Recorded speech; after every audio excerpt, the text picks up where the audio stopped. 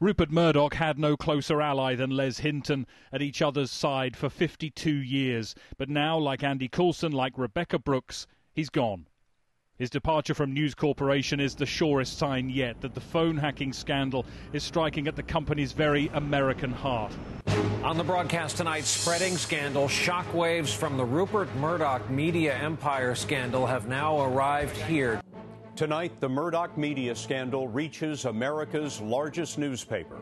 The lead story on the evening news, an FBI investigation, political pressure, now the biggest casualty of the crisis so far.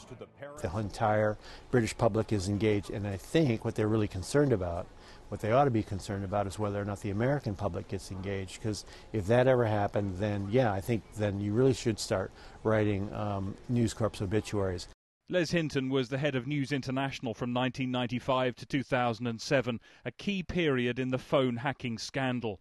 The evidence he gave to a Commons Select Committee on 2 occasions, he says, was given honestly, including this defence of Andy Coulson.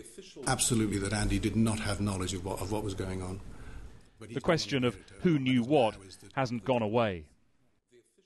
In his resignation statement, Les Hinton said that I was ignorant of what apparently happened is irrelevant, and in the circumstances I feel it is proper for me to resign from News Corporation and apologise to those hurt by the actions of the News of the World. Clearly, there was close communication between Hinton and Murdoch, and this is a mogul's company. This is the way mogul's companies operate, whether it's Robert Maxwell or Rupert Murdoch or William Randolph Hearst. They're in charge, and they have to have loyal people around them, and Murdoch has now just lost his most loyal lieutenants.